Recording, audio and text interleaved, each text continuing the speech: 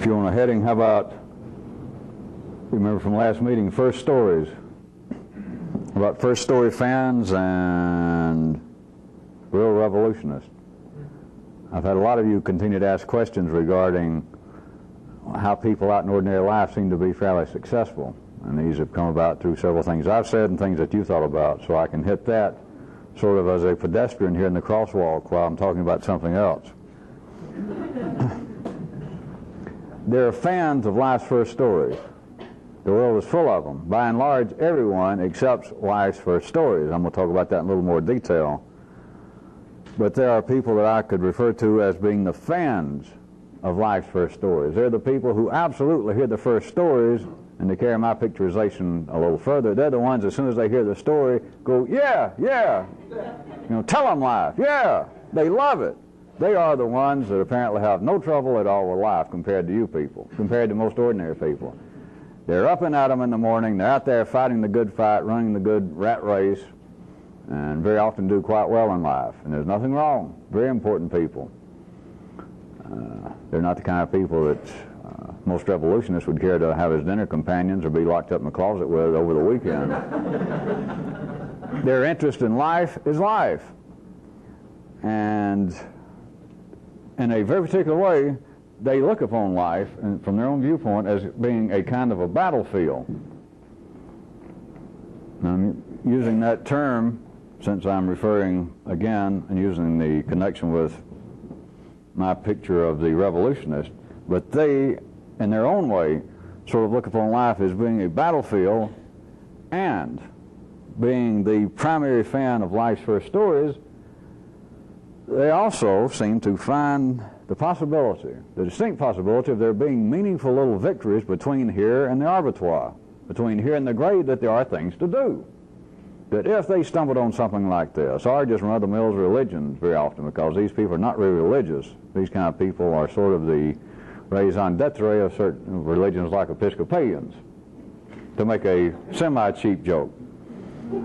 They look upon concerns, as you people would have probably called it, or as many people would call it, of spiritual concerns or otherworldly concerns, as really pretty spooky.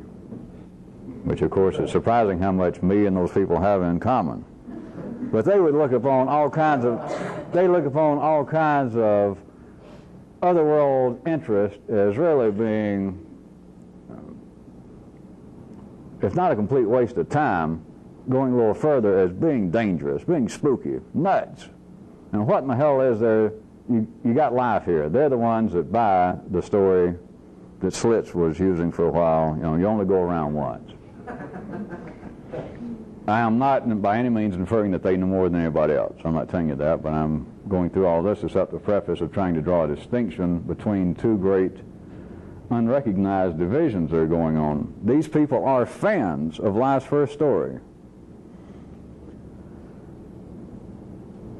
But in a peculiar way, a real revolutionist, somebody involved with this, when it's alive, also sees ordinary life as being a kind of a warfare. But I would suggest that they would look upon the idea of it being a warfare as being a dramatized one. That, yeah, it seems to be a warfare, but it seems to be no more than a Playhouse 90, no more than a neighborhood theater group, except that, of course, the neighborhood theater group stretches and girdles the planet from top to bottom and east to west. And so the warfare seems to be a dramatized affair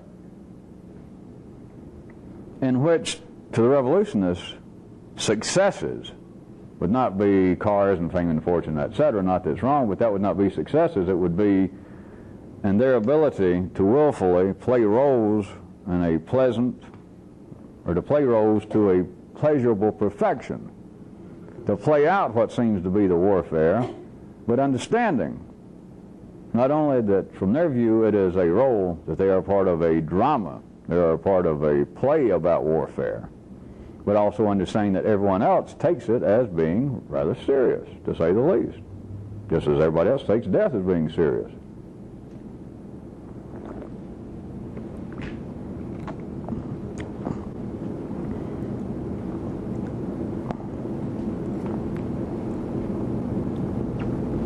I don't know how many more times I'm going to talk about the first stories, but I may use a lot of tonight to talk about it. I was pausing there not for dramatic effect, but doing a quick gauge of myself of how much time we had and how much I could cover about the different aspects of the first story. One of them, let me point out, that I could have used as a preface to tonight, is that were it not for life's first stories, I would not be doing this as I'm doing it now. Because no matter that I point out that nothing is wrong with life, that a real revolutionist in no way would say that life is broken, even that the axle is squeaking.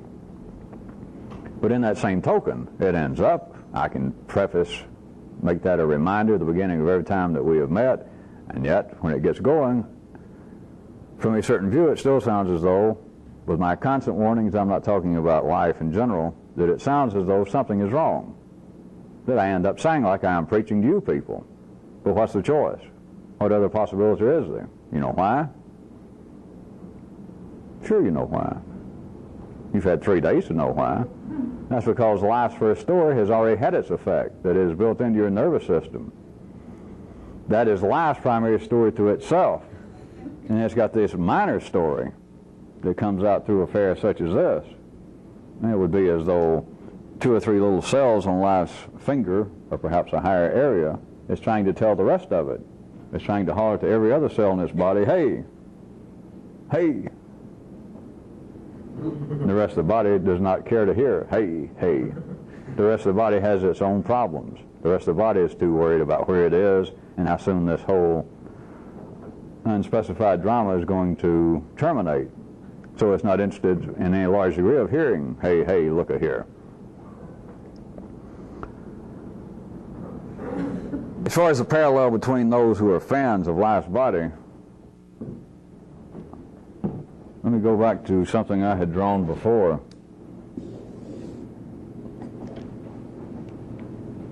Go back to the primary circuits. And remember once I drew out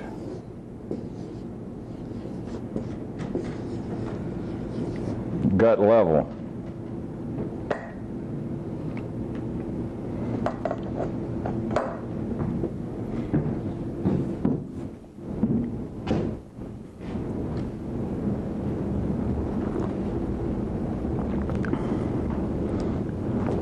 That which seems to drive people, that if for the time being we took this diagram and I pulled it into gut level, the division.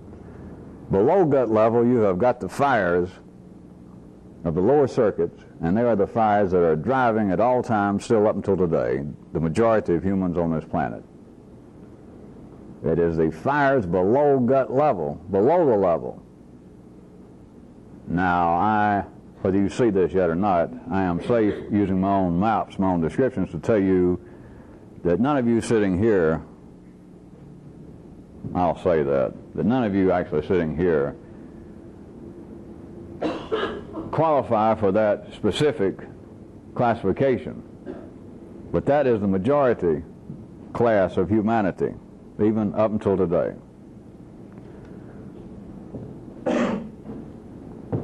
There is a group, to use my ad hoc map for the night, that are living on the line, right there, vis-a-vis the first story and what I'm trying to get you to glance at tonight. Living there at the line, you would find the majority of people in our city, that is our part of the planet. That is modern, sophisticated, educated, seen it all, been around the block people. And living there on the line, they are at the place where the transposition is made from lower circuit hungers to the upper circuit hungers. That they are not driven with the fires below the line, they're not driven with the fires of the belly, and they're not completely driven by any hungers of the upper circuits. They are living at the line, which we could say, I could say that almost all of humanity is approaching that line right now mechanically, that they are living at that line wherein all the lower mechanical fiery hungers are being transposed, being reflected into new versions.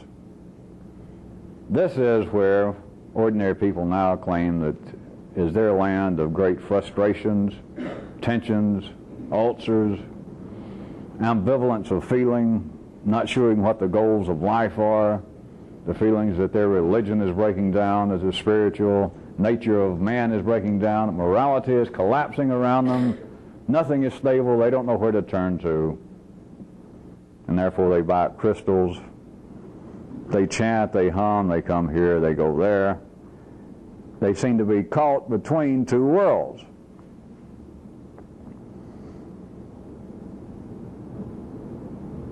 The real revolutionist would be using the fires, they would be structured in this way.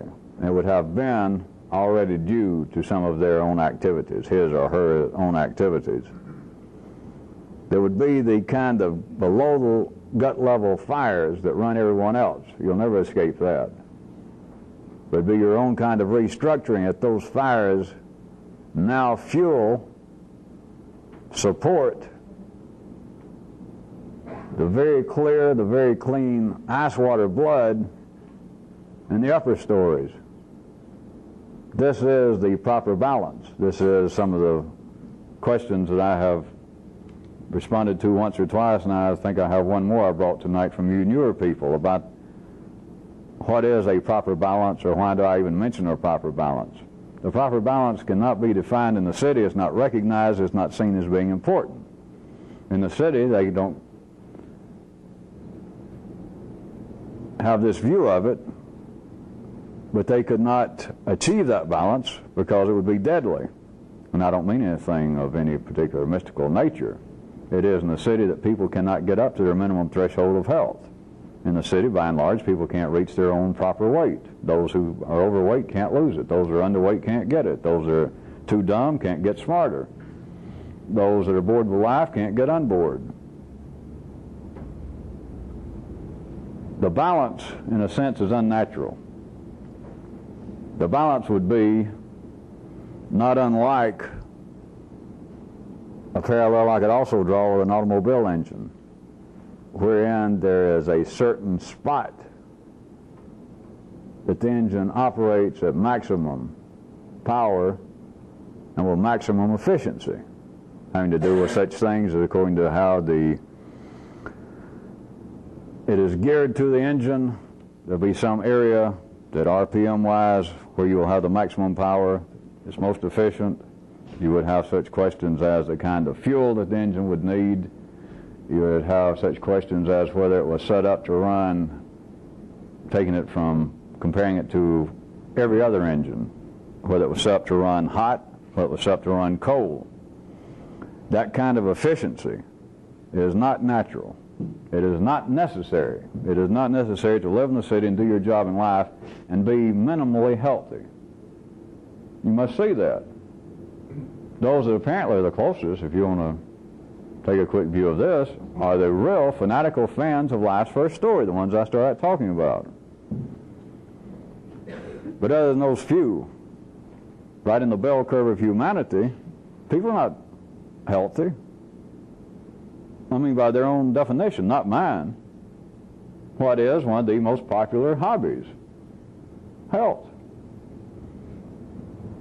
The magazines, news shows, if not your own, if you don't want to look into your own nervous system, that now, besides it being cheap to produce, but now in all forms of the media, health is one of the outstanding hobbies, one of the features covered.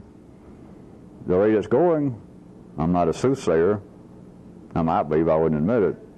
I would point out to you that it would not be unthinkable for the coverage of health to begin to approach the time spent on sports with the news media. No one in the city, no one expects to be healthy. No one. No one insists on it. Shopping around for doctors, whether one should go to a chiropractor, whether one should go to an MD, whether one should try across-the-counter medicines, whether one should try herbal medicines. There's just almost no end to it. People do not demand to be healthy. Nobody expects it. And I'm going to tell you this, a real revolutionist does. You can't do both. You can't have health as a hobby and you cannot be sick and do this. And by sick, remember, I got to remind you, you could have been born with a bad leg. I'm not talking about that. You could be born shorter than the average, taller than the average. But there is a minimal threshold of you no longer being sick, to where it is not a damn hobby, and that you got no interest in it. But to do that, you've got to have an unholy balance. And the balance, I'm going back through this since I see that I struck so few people with that first description. There is a fire that drives everyone. I'll make it real crude. Ordinary people would probably, in a physiological slash psychological way out in the city, just describe it as the emotional health of humanity. The kind of lower animal instinct tenor of your passion. You know, how much do you want to live? How hard would it be to kill you? If you were dying, would you be a good patient? Would you lay down in bed when they stuck all the tubes in you and they tell you you're dying? Sad to say, you're dying. We hope you got insurance. And are you going to die peacefully?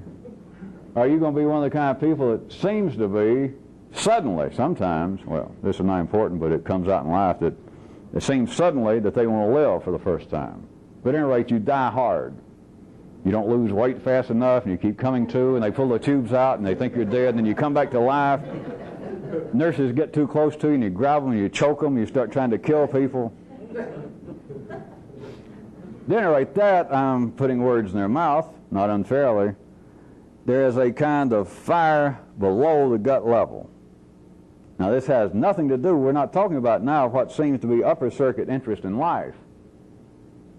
We could be talking about bricklayers, uneducated people, people that from a city view would never contribute anything of any great worth to civilization. They pass through, go on the stage, and disappear, and no one remembers them. But it may have taken the person weeks to die when they thought he should have died in hours. They'll eat all their food they can get their hands on. Back in high school, they'd eat your food if you turned your head. They're always fooling around with somebody else's wife. Their feet seem to be almost ingrown into the dirt, that they exist almost from the belly down. All right. Surely you understand that that per se, that alone is not going to get you anywhere. It's not that it's wrong, and you can't even believe that. Or you really don't belong in this. You're not superior to them. They are in you. Down in the nervous system, from a certain place that I could even diagram for you, but for a certain place in the nervous system, they are still there. They're alive. Their genes are your genes. They're your relatives. They're your uncles, your aunts, and they're in you. But that alone will not satisfy you. That alone will no longer satisfy the majority of people on this planet, on our part of the world. But you have got to have that, and it's got to be within a certain balance. You've got to recognize it. You've got to no longer be in even an imaginary conflict with it. It is not wrong. It is not evil. It is not to be subdued. Contraire, it is the very kinds of things when people get off too far into in a certain area up here that people think of as being metaphysical or part of some kind of occult or weird group or doing something strange. That's one of the first things in that part of life's body that comes out in those kind of people. The first thing it does, you can always count on it throughout history, is condemn the life of the body. Right there you got the heart of most religions, but you've got the heart of almost every crackpot group. Is their thing is, well, boy, my soul is tied into my body. Where I would be today were it not for the crude demands of my body. You know, if I didn't get horny, I'd be in touch with the gods. If I didn't get all depressed and go eat 2 or 3 half gallons of ice cream on the weekend and get real fat and flabby, I'm sure that Buddha or Gurdjieff or a Sufi or Jesus or somebody would come down and say, my good man, we've been waiting for you. The very people, justice prevailing again, the very people that got almost no goddamn reason, no area, no leniency at all that they should be condemning the body. They're just barely holding on, and that's the first thing they do. It's not their fault. They'll have to remind you of that. This is the way life operates. It is beautiful, beautiful justice.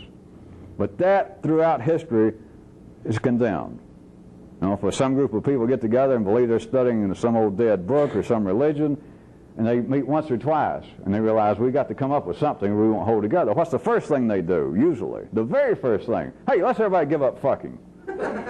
Is to pick out something that is right at the gut level and get everybody either that or, hey, let's all go on a 47-day fast. We'll prove to each other how sincere we are. Plus our great founder, were he still alive, God bless him, I'm sure he would approve. They pick out something immediately to attack below the gut level. All right. You cannot be a revolutionist and believe that. But notice, anybody that gets attracted to anything like this, they believe, no matter what their religious background was, they believe, it's built into your genes, that there is some kind of basic assumption that will prove true. That all such activity has got to be based, usually people believe, on what? The big L. Loaf bread? No. Love. Love. Love. And what they're describing goes immediately against below gut level. There is no such thing, there is no such animal, there is no such awareness as love down here. Not in you, not in anybody, not in Buddha, not in Jesus, not in Abraham, not in angels. I don't care who you ever imagine. Not people from other planets. They all got a gut level. Below gut level, love, you might as well be hollering, it doesn't even talk, but if it did talk, and you hollered love in any language known, down in the bowels, down in the fire, down in the furnace, all you get is be your tongue scorched. Nobody would understand what in the hell you're talking about. You have got to have, and just me telling you this, I understand, does not make it immediately true for you. But you have got to have a kind of direct perception of that in you and then in everyone else. Then you've got to have some control over it. But it is not to some way extinguish that fire. Now, from a certain view, apparently people can begin, if not to extinguish it, begin to smother it.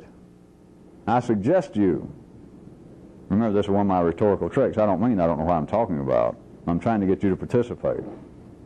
That was parenthetical.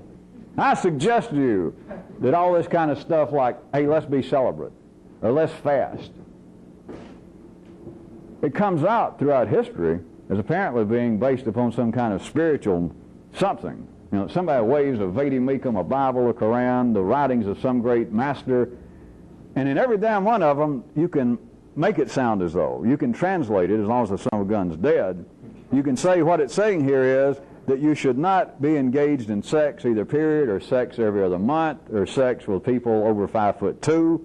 You should not be eating this, you should not be eating that, you should not be eating but once a day, you should not be eating but once every other day. And all of it is on the basis that if you do it, it does begin to have a calming effect, and taken far enough it begins to smother the fires below the gut. And the way that is translated is, hey, since I've taken up fasting, since I haven't eaten in 47 days, I have not wanted to fornicate with my neighbor's wife. Hell, you go without eating for 47 days, and I assure you, well, you men, you won't be in the mood to fornicate with whoever. I was trying to think who was the hottest movie star, and I can't tell anymore. Meryl Streep. I like the one, what's the one whose last name I keep pronouncing it, Steam Virgin. I know that's not it, but I like the idea that she's a virgin driven by steam.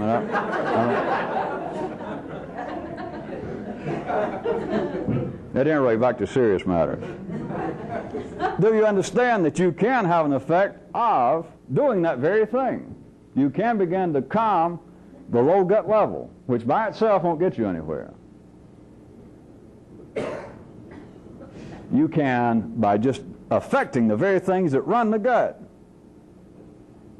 Starving yourself, affecting your diet, eating less, getting less sleep, doing anything apparently to, in a sense, torture the body. which comes out in many religions and would-be kinds of activities, as being in some way spiritually salubrious. Or it'll be beneficial if you'll sit out and freeze yourself. You know, it'll build you up, make you stronger. Not with the kind of people that would do that, and makes them weaker. But that is what they find, and that's, of course, part of life's body itself, finds that to be agreeable. You cannot do that and do this. It is not to diminish the fire. In case you can't notice, if you can't follow this along, most of you, if there's anything you don't need, it's trying to diminish it. I mean, look, it's all you can do to drag yourself up here. It's all you can do to keep from yawning in my face. You know, I've let all this go, you new people, by the way. It's about to become time that maybe one more yawn and whoever does it is out. You can barely get yourself to your job, your hobby. You do not need to be throwing water at the gut level. You do need this, there's no doubt. You need to know what it is, which you don't know. And once you know that, you need to have some control over it. But it cannot control itself.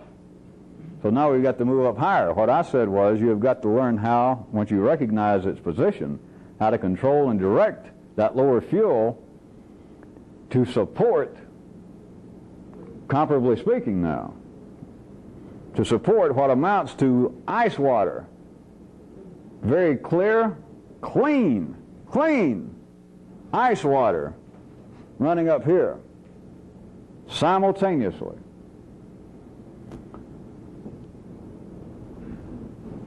As far as the line itself, gut level, where I said that most sophisticated, educated Western people, and Western people nowadays means all over the world, people live is almost irrelevant to the revolution. It is like much of humanity is stuck on a bridge. It's either people saying, for instance, to make it very crude, but not improper, that you've got camps hollering, hey, life is made to be lived, get yourself a beer, get yourself a woman or a man. You know, this other crap is, you know, it's for old ladies. Then you've got people on the other side. They're still on the bridge, not off the bridge, but they're at the end of the bridge, saying, well, the life of the body, those kind of people are the downfall of humanity. Crude, no feeling. The Philistines. The real Philistines, if there were such nowadays, would be those living at gut level, on the line, because they believe that they have some appreciation for, what they're calling it now again, a new age. There's something new is happening, and we're no longer simply our old genes. That's true, but those saying it don't know it. Those saying it are still fighting against it. And that's a losing battle. You cannot fight your genes. You cannot fight your past. Your past is alive. It's not gone. That's why it's not the past. You cannot fight it. You're it. You can't condemn it. You're it. You can't cut yourself off from it. Unless you're going to commit some form of a hara-kiri and just cut yourself off somewhere. I can show you where the line is. You don't have to go up here with a screwdriver in your nose. This is a different type of operation, but you got to cut yourself off if what I think you'll find would have been a very inopportune spot. I mean, you'll find that out after you do the operation. You have got to have them both operating, but they've got to both be operating in a certain kind of balance.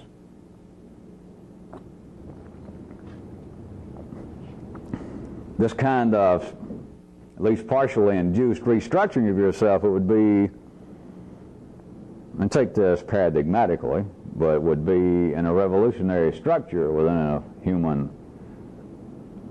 You could say in the upper stories, in the eyes, you would be merciless. Because the upper stories know nothing of mercy. The lower stories know nothing about the need for mercy. So you're left with one area where? On the line itself, where people believe that they are neither this nor entirely that. That they believe that they are a seeker. They believe they are a basically good person. They believe that they are a humane person.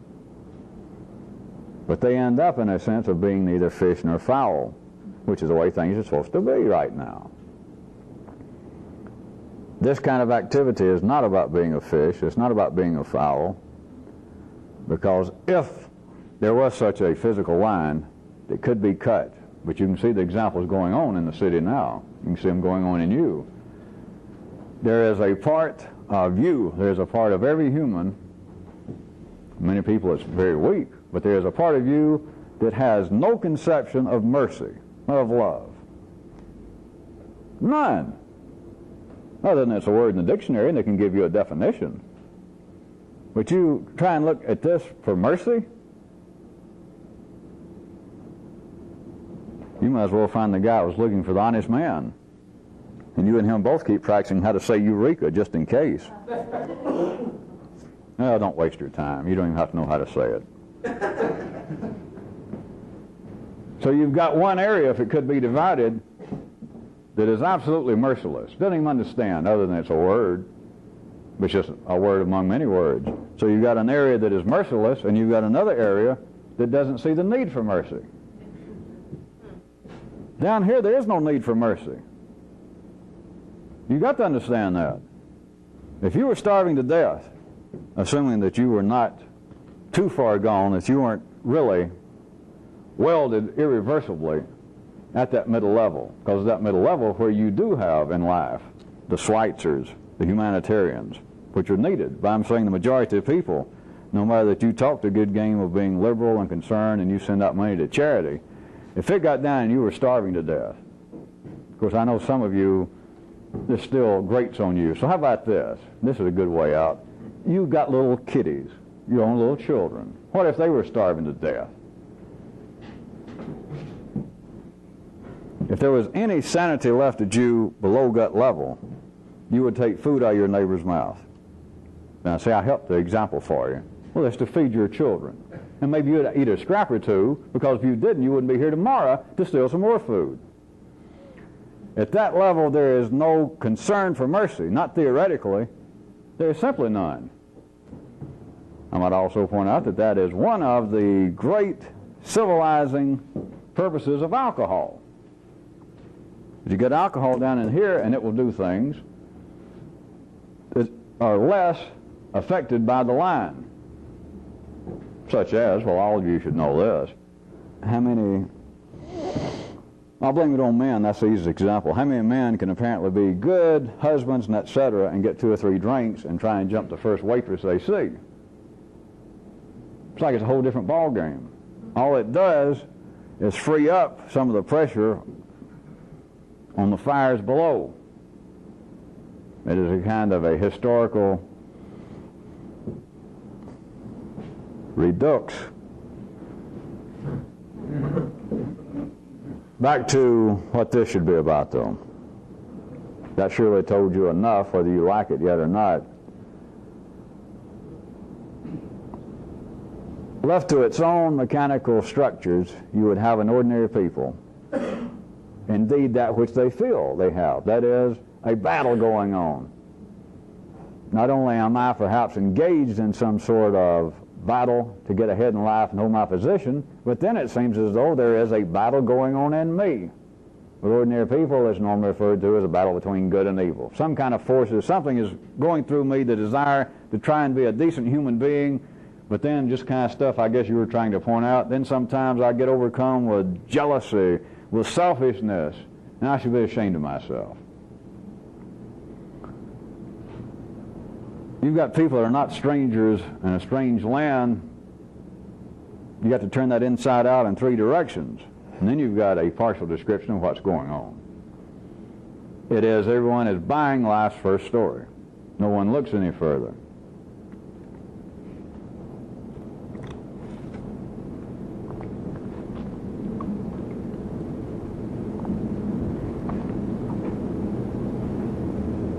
Along with first story, can any of you see the connection between that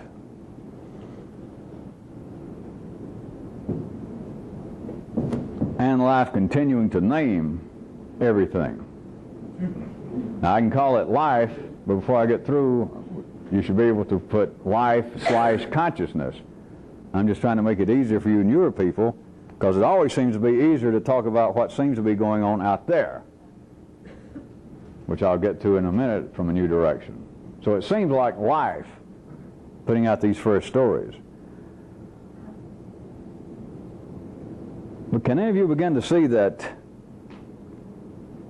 the most potentially destructive, from the viewpoint of this kind of activity, first story of life is that everything has a proper name? That is the most destructive from this viewpoint, not any other viewpoint, but from this viewpoint.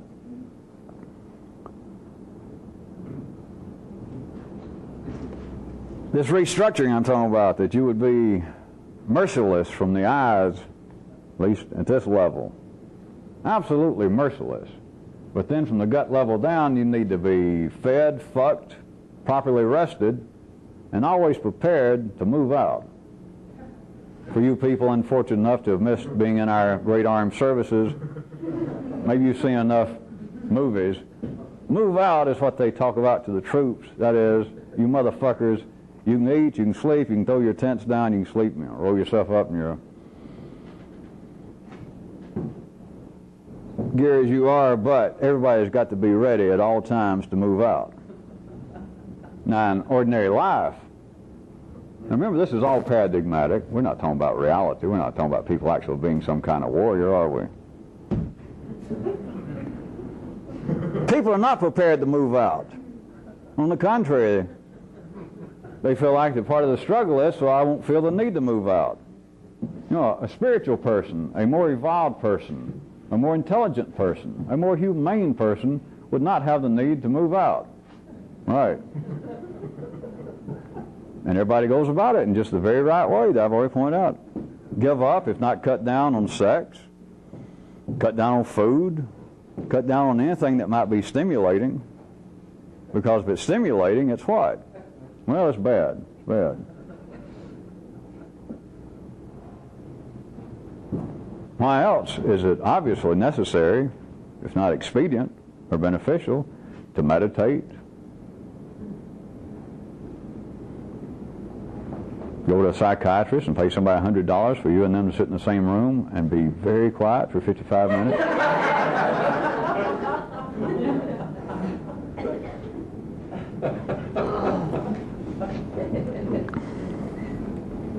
At gut level down, a person should be properly now, fed, fucked, rested, and yet they have got to be. You have got to understand, you've got to be able to feel it yourself, that at any given moment, you are ready to move out. And if you don't find that colloquial description meaningful enough, let's try it from the negative side, which everyone, of course, always appreciates, and it seems to make a lot more sense. Let's put it this way.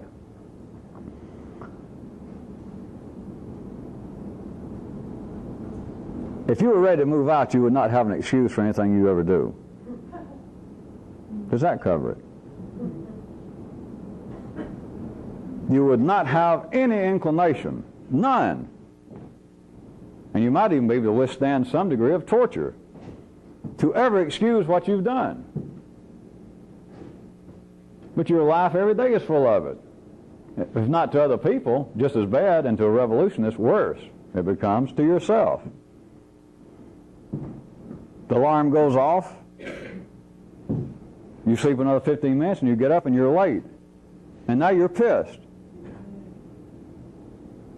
That's not being ready to move out. I mean, you're mad. At who?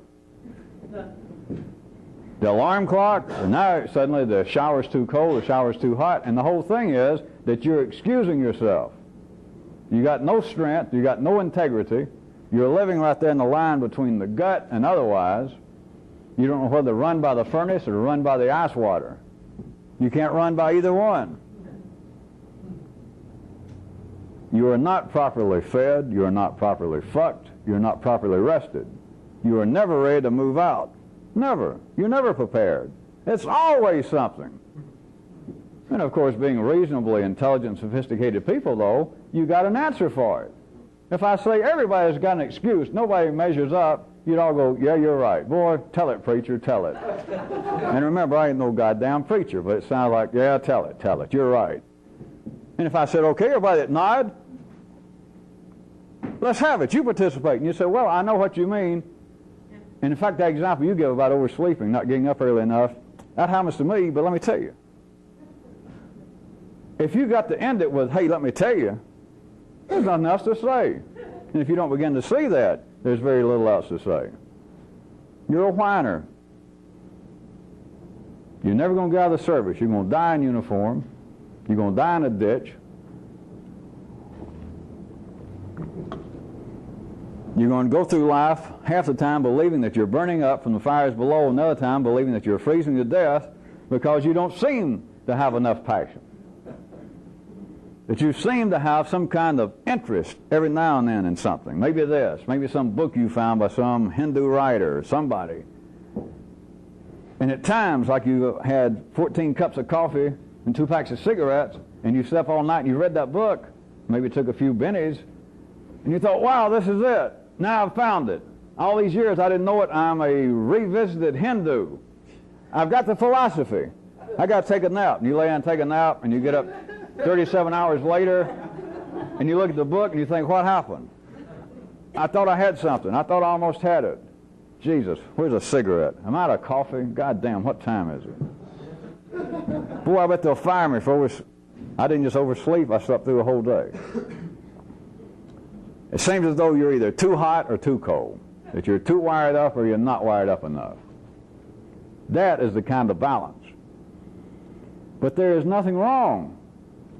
You get to see the first story in life. One of the first stories is that everybody is either running too hot or too cold, too wired up, too calm, too pushed by the body or not pushed hard enough by the spirit or the soul or whatever they're calling it this month in the city. That's the first story.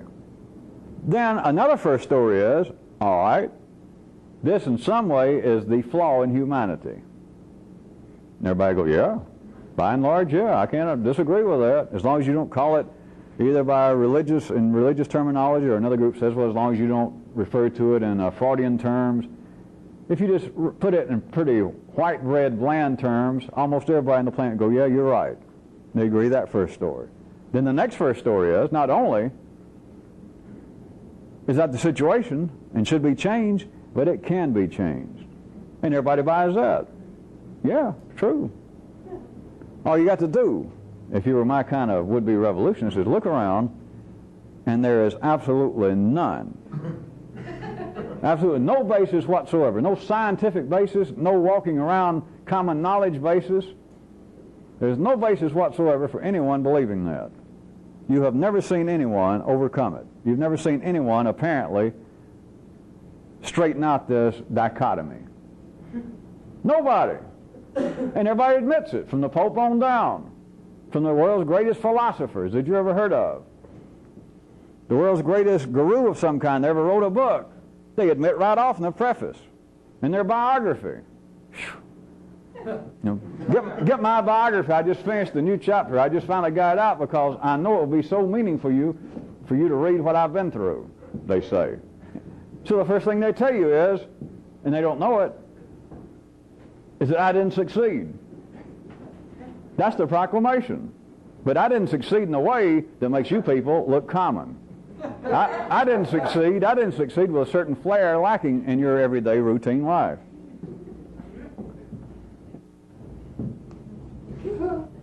There is no way for this to succeed in life, this kind of balance. It is literally unnatural. It is unnecessary. But you would be, if you were so restructured, you would be heartless. You would be merciless in the ordinary sense, and yet you would be the world's, sort of in secret, the world's biggest drunkard, glutton, philanderer. Take all the 10 commandments, or the 12, or the 27, and from the belly down, those would be your guidelines. Oh, I did say the breaking thereof, the avoidance thereof. That is all very simplistic, and it is not, of course, literally true. There would be a balance that is not required by life. It is what I started to say a few minutes back, I was going to point your attention in the direction that it has to become a kind of secret restructuring. It is not that you go around engaging in all forms of activity that would be offensive and that would break every known so-called commandment or rule of morality. That's not the point. The restructuring has got to be secret. The restructuring has got to be such that there is no name for you. If you got a name for you, you're not doing it. You're not. If you got a name for you now, if you believe that you're onto something here, having run across me and this, and if you think about yourself right now with any label having to do with this, you're not even on the train. When I said it is one of the master strokes, one of the dangers of life, naming something, let me bring it more personally. From the viewpoint of this, the more dangerous aspect of this kind of naming is for a person, that is for you, to smugly assume the title, to do it, and to feel good about it, to want to give a little grin. When somebody says, are you still a blank? Are you still an astrologer? Are you still in that Sufi group? Are you still trying to be a Neo-Platonist?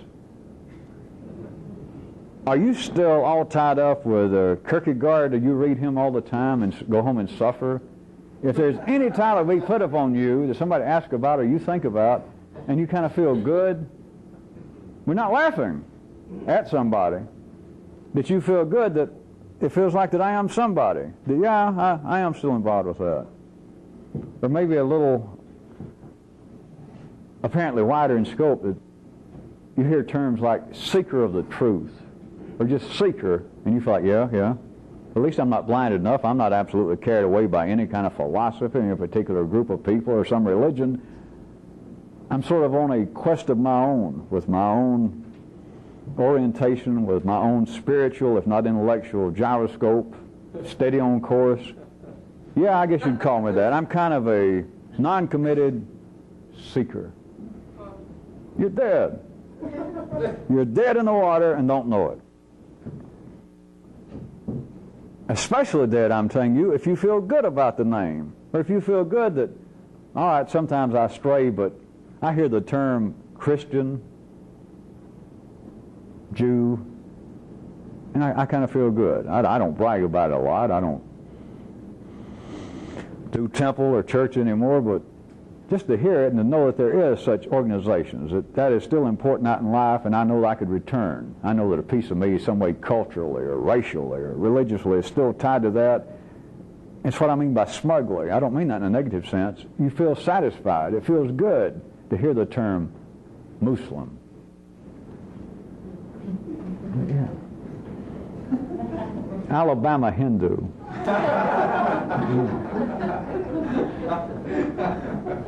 You don't know what's happened to you. That's not a joke.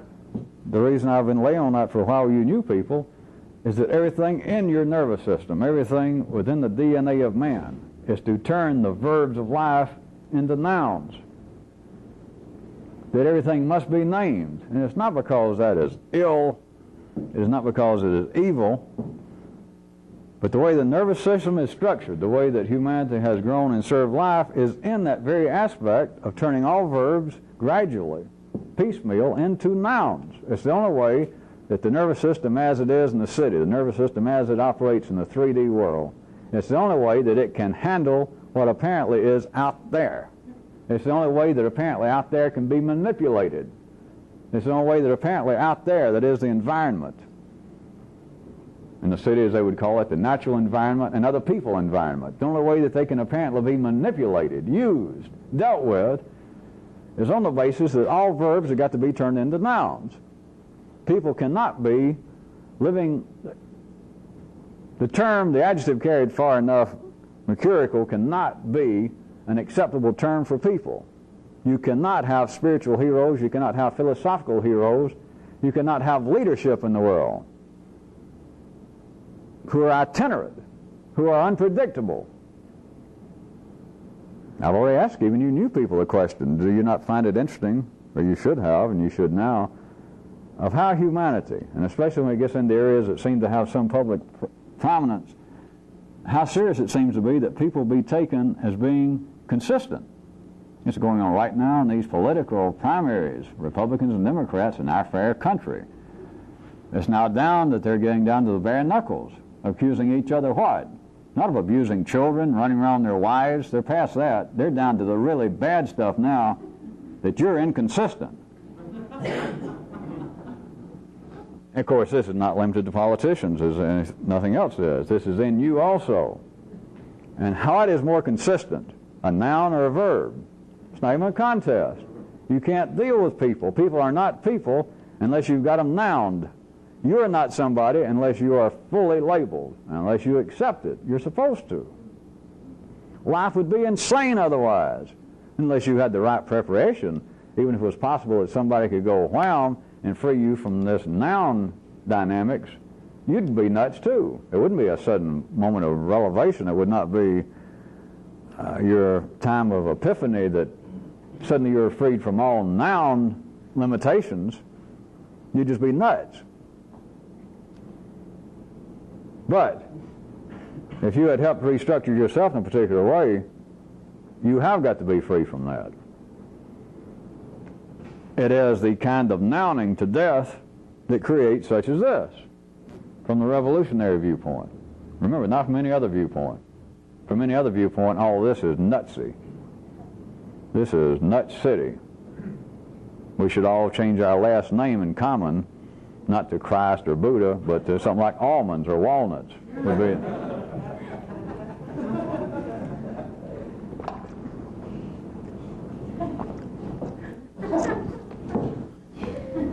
To accept a name, and sure you people do know that I am not referring this out here about somebody asking you, say, hey, are you a Baptist? That is the least of it. It is that you accepting it, that you are satisfied with it, that you feel good, or you feel better by knowing that you are a blank. Fill it in. That you're Irish, that you're Catholic, that you're male, that you're female, that you are, just fill in the blank. If any name, if any label makes you feel good, you have bought one of the basic first stories of life. You have bought, from the viewpoint of this, probably the most destructive one. That's what is almost impossible to ever escape from. A whole lot of this, it sounds like preaching. As I said, it sounds like me attacking, even though I point out that nothing is wrong, is the attempt to shake you out of some of that. But it's almost impossible, because then you won't put a name on, well, exactly what is this? All right, let me write that down. You're attempting to shake us out of this. All right. And now it's becoming a noun. That the process has got to have a name. You have got to feel as though you now have a label for it.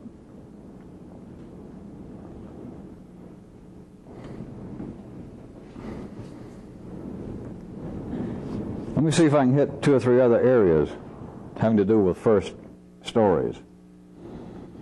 Every time activity like this takes place, and I say like this, I don't mean of anything secretive or strange, but of people believing, even individually, which doesn't have a great effect on life. It takes a group of people getting together. But even individually, people believing, all right, there's some side of life that people are believing, that people follow, and it doesn't quite explain enough to me, and I believe I see something else. But I was starting out to use examples of religions and philosophical and mystical groups, because this is where most of the examples come from, to wit. They will come up with ideas, and I've even used such before, to try to get you to see something. I've had to use it. But they've used such things historically as some group will get together and say, all right, first off, let's deal with what seems to be information, what seems to be knowledge. We should actually refer to 2 kinds. We should say that there are 2 things, like knowledge and understanding. They're 2 different things. Now, people who believe that they're trying to pursue some unusual activity or to find some secret knowledge, they immediately respond to that, yeah, you're right.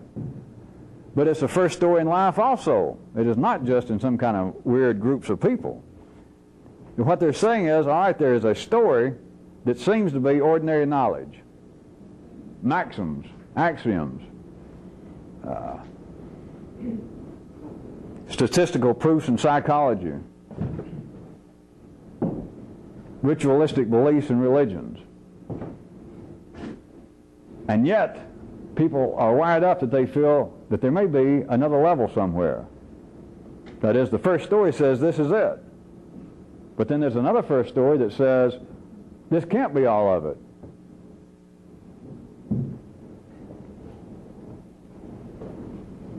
You end up with groups of people in you believing that there should be two sets of names, two sets of terminology. That there are good people and there are bad people. That is, there are people like us. That is, I'm speaking for you if you're an ordinary person. There are people like us who see the light, who see the truth, and then there are all these other dumb fuckers. There's the ordinary people in life, and then there's the chosen people, the selected people, the people with keen insight, spiritual understanding. There's a humanity that's asleep, and then there are a few people who are awake to the truth. You understand that that is a beautiful stroke. It is brilliant. Because if you do not, if you're not wired up to take the first story, that is, that things are as they appear. The real fans, the fanatics of life's first story that I mentioned when I began this evening, they immediately take the first story. To hear that the first story is, hey, things are as they appear. Things are not skin deep, just things are skin deep. But that's it. And the fans go, hey, I knew that. That's true. Everybody else worried about their soul and what all this other crap. They're nuts. Other than the fanatics, other than the fans of first story, then life has a second first story. And that is, there's got to be more than the way things appear. And so they end up, in a sense, intellectually keeping kosher. That is, you got to keep two sets of intellectual dishes. That there are two things. They're good people, and then they're bad people. There's ordinary knowledge, and then there's occult knowledge. There's secret knowledge. That anything that you can come up with, there's got to be two examples of it. Like there's morality, like learned morality, but then there's got to be some kind of intrinsic, God-given morality. Because ordinary morality changes from culture to culture, but inside we've all got the same morality. So therefore you got to have, what do they call it, morality 1, morality 2, or induced morality, or objective morality, and subjective morality. And so those who didn't buy life's first story, buy life's second first story. That is, all right, you were too smart to buy the first story, that is, that things are as they appear. All right, there's got to be more to life than the way things appear. And this group goes, aha. And so they buy that first story. Do you realize were it not for life's first story of a certain kind, there'd be no need to talk about such as this, except once. The very things that you want to know, so you don't know what it is, but I know what it is you want to know. Not only do I know it, I know what it is that you want to know, and I know what it is that you think about it. I'd tell you once, and that'd be it. Then we'd all be in the Bahamas or down in Mexico, and that'd be the end of it. That'd be it, tell you once. Because I know exactly what it is. I just had to say that. Everybody else can naturally be depressed or be discouraged and all that, and see, I have to will myself to do it, and so sometimes I do it just to make myself stronger. I just made up that shit, so ignore that. Back to the subject at hand. I was talking about perhaps an ultimate being of life's first story, what I just gone through. Let me be more specific. Let me tell you what the ultimate first story would be. This can change from week to week from the way in which I'm trying to turn your attention. But in general, for me to start off, assuming I ever go with this any further, let me tell you what would be the ultimate, perhaps, first story in the 3D world. I give you a choice. This would be it. Either one of these two would be perhaps life's ultimate story, first story. The first one being that there is actually an out there. That I am separate from that. Think about it. That's the first story that everybody takes. And from the viewpoint of ever being able to plug into a kind of parallel knowledge that's outside the limits of the 3D world, outside the limits of binary consciousness, whether you figure this out or not, that is the stumbling block. But notice that keeps the city together. Nothing would happen in the ordinary world if people did not believe that I am separate from that. Well, I got to be separate from idiots. I got to be separate from bad people. I got to be separate from these fruitcakes that I'm associated with at work. I got to be separate from those kind of people that's got no interest in matters occult or metaphysical or philosophical. I got to be. I wouldn't be doing this, right? Well, of course, wrong, but right. You have got the world then split into two camps forever. It's you and everybody else. On a good day, it's you and a few other right-thinking people, and then everybody else. But you've got the world cut up. Now remember, I warned you, rather than just talk about life, those of you who get good, we're not just talking about life, we're talking about consciousness.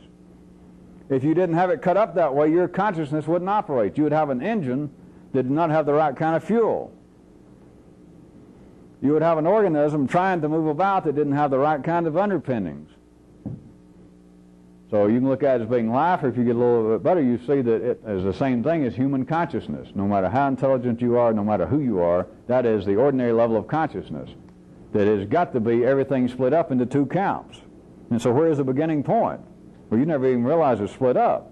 So you'd never find out where the beginning point is, but I'm telling you one place, one way in which to look at the beginning point is for that first story that, hey,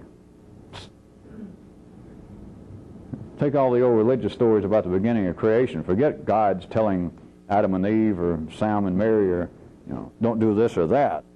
And then some evil spirit coming along and say, don't listen to him. Let me update that. Let me refine that story. The real story would be that first the guides, now I'm playing with all this because this does not fit into your 3D reality, but the guides would have made Adam and Eve and not said a goddamn thing. Anything less than that, and you're dealing with knockoff guides. You're dealing with Kmart. You're dealing with Kmart guides. You're dealing with guides that indeed were playing around. They didn't know what the hell they were doing. And they had to reach reality, but the guides would have made Adam and Eve and not said a goddamn thing. Anything less than that, and you're dealing with knockoff guides. You're dealing with Kmart. You're dealing with Kmart guides. You're dealing with guides that indeed were playing around. They didn't know what the hell they were doing. And they had to recheck themselves. They had to talk to themselves. They had to make something and then make the painting and say, what do you think? And the painting said, hey, you do good work. Now that's a hell of an artist. But you got to do something, and then you got to look at your guitar. You got to look at the manuscript paper. You got to look at your painting, and you got to say, how am I doing? And you got to believe it's your work of. You got to play Ed Koch, and you got to believe that what you did is going to be New York. It's going to be the voters, and your constituents are going to say, all right. At any rate, if it had been real guides, they would have made Adam and Eve and not said anything. Nothing. They wouldn't even said, hey, we're watching you. And then, if there was going to be an anti-God, Satan's, demons, all that, they wouldn't have come and said, hey, do this or do that the guides had told them not to do. These evil forces would simply come along and said, I hope you realize that the world's divided up into you and everything else. And Adam went, you're right. And of course that would have seemed to have been a boon, because then him and Eve could have fucked. Then later they could have argued. He would say, get me a cigarette. And she'd say, what's a cigarette? And he'd say, well, fix me something to eat. And she'd say, we don't have anything to eat. I didn't go to the store. And him say, well, what's a store? We had had no romantic love. We'd had no sex. We'd had no argument. We'd have no groceries. We'd have no commerce. Back to important matters. To give you the choice I was going to point out, that would either be the initial, supreme, ultimate first story about life, either that or this.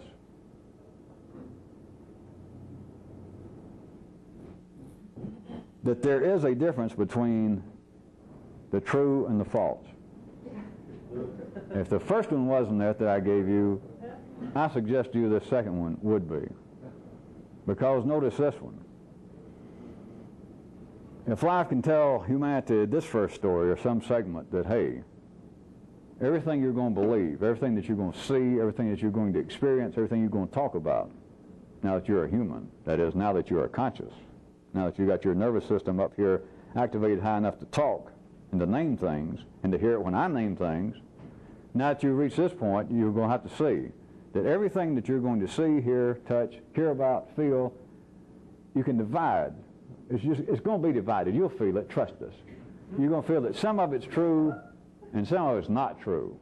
And as soon as that's pointed out, Adam, Eve, and all of their DNA descendants, this fine crowd here, you go, that's a fact. That's true. That some stuff is true and some's not. And here is the master stroke in that first story. As then you are wired up in such a way that the truth cuts off any further investigation. In other words, everybody that aspires at all to be a person, an actual man or woman, intelligent, thinking, feeling person, that is, you people, you and everybody else on this planet, knows that there is a difference between true and false. And so when you recognize the truth, or when it's pointed out to you, when you just on your own can discover it, it cuts off any further investigation. Or else you'd be an idiot. I mean, if this is true, if this is the proper thing to do, to believe, to feel, to say, if this is it, what in the hell am I going to waste my time looking any further? Now, if there's some area that I have some doubt about, then I'm open to further investigation. I'll listen to arguments. But when you can see the truth, when someone points out, someone in authority especially, through a book, through history, but they point out, all right, this is true, and you suddenly look at what they say and it just strikes you. It is. All right, one down. One down, now we're getting somewhere. One subject has now been covered. You know, you must love your neighbor. Jesus, that's true. I knew that was true. That's true. That's true. That's true. All right, where is he going to look? That's it. All right, we got that covered. Now let's go on. Where are we going now? It cuts off any further inquiry. It cuts off the need for an additional first story. Then you're left with this, that all I've got to do is continue piecemeal to collect more and more pieces of the truth, more and more little things that are true, and pretty soon all these parts will get together and they'll spell freedom, enlightenment, awakening, superior position, fame, fortune, who knows what, immortality, of course, what it gets down to. If I can do enough strange things, if I can do enough unusual things, where these great forces, the gods, actually begin to notice me over here in the 100 section of the library reading all these metaphysical books and about flying saucers and religion, if I do enough of this, if I starve myself, as much as I love sex, if I can trick myself into giving up all sex, there's got to be justice. The gods will finally go, something weird's going on down there. It's that person. It's not just fame and fortune. All that's a cover for what we was talking about, or I was a few nights ago. The at least tacit assumption is, if I can do all this, the gods won't let me what? Die! I'll be too good to die. I'll be worth too much to die. After all I have done for the gods, they wouldn't let me die. And of course, you got these stories that people before you that were real good and unusual people, even when they died, they didn't actually what? Die. Nah, they came back. It was a fake. They're not actually dead. They're still hanging around. In fact, some nights I think they're talking to me.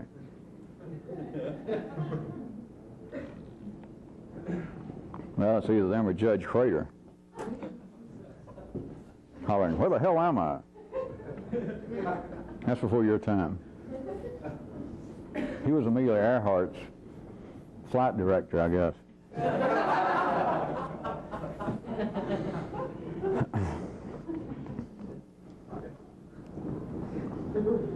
Well, having said, point out those two possibilities, let me point out to you a real revolutionist from another to up the stakes. A real revolutionist would have to abstract all of life's first stories. They would know what abstract would have to summarize all of life's first stories, not reject them, because the first stories are not wrong. You can't look at them as being wrong because you don't know the fuck any better. The only reason that you're even looking at it now is because I made it up and pointed it out to you. Life's first stories are not wrong. It's not wrong to say that, hey, there is an out there. That equation that he made up, he slipped up saying that I plus not I equals everything. That's true, life says. That's true. I don't know what else he tried to make out of that, but however he came up with that, that's the truth. There is you, and then there's everybody else, and everything else. It's not that that's not true, but that alone does what? That kind of information by itself means what? But a real revolutionist begins to find out that any piece of information by itself means what? Nothing. If it did, you'd know it all. If it did, the changing of parts would change the whole organism, the whole organization, and it will not. You cannot alter the parts.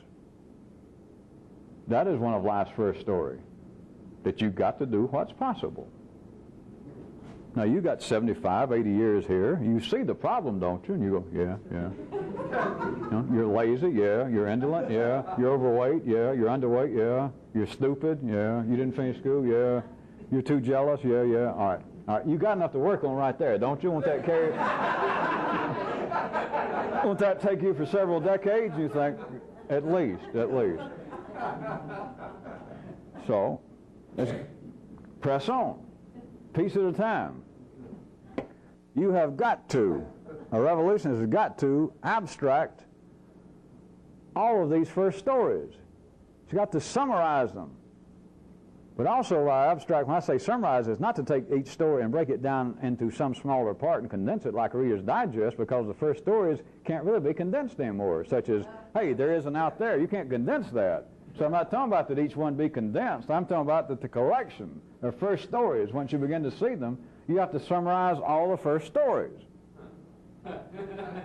That is, down in your own genes, what you got to do. Here's another method. I know it may sound crude, but I understand what it means. You have got to start using the... Yeah. I don't know whether this is worth me walking in here or doing it, but some of you will laugh. Is you've got to use this method. It's the...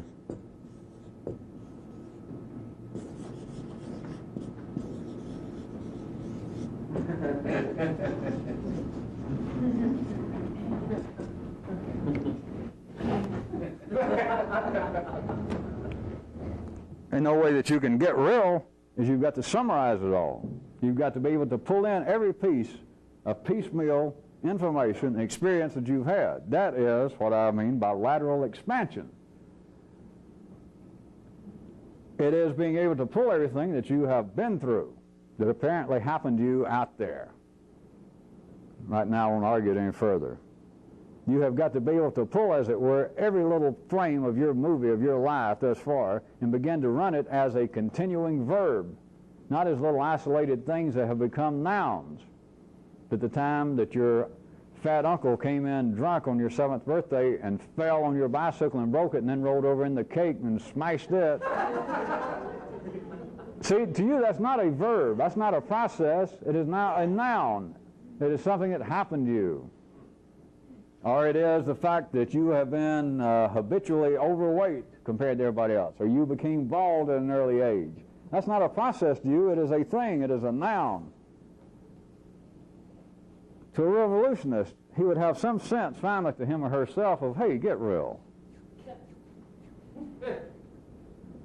If you're involved on some real quest, if you're actually a seeker, what the hell are you doing this for? What the hell are you standing in front of a mirror for hours looking at your nose, counting how many hairs you got on your head, looking at your neighbors wondering how in the world could they afford a new BMW?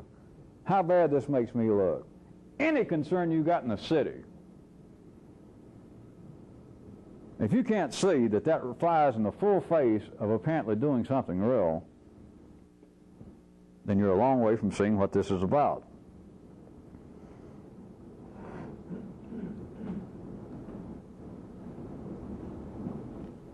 To be able to abstract everything that you now know, just the information that's available in the city, the experiences that you've already been through that you have names for. Good experience, bad experience. I've had experiences that I'd never do again. I have experiences I'm ashamed of. I have experiences that are a waste of time. I've got experiences I feel guilty over. I got some I feel proud about. Anything you've got a name for needs to be summarized. It needs to be abstracted, because as it is useless. From a revolutionary viewpoint, it's worse. It is like a fragmentation. It is shrapnel that's in your body. It has exploded on you, and you take it as being piecemeal. I hurt here, I hurt there, I've got traumas here, I've got little psychic bruises here. But it's shrapnel. You're part of everybody else. You're the walking wounded. You take it as being natural. And a revolutionist will not take it as being natural. No way. If there was such a thing, I know this goes against, I'm pushing you newer people faster and faster, it goes against what it sounds like I've said if you take it literally.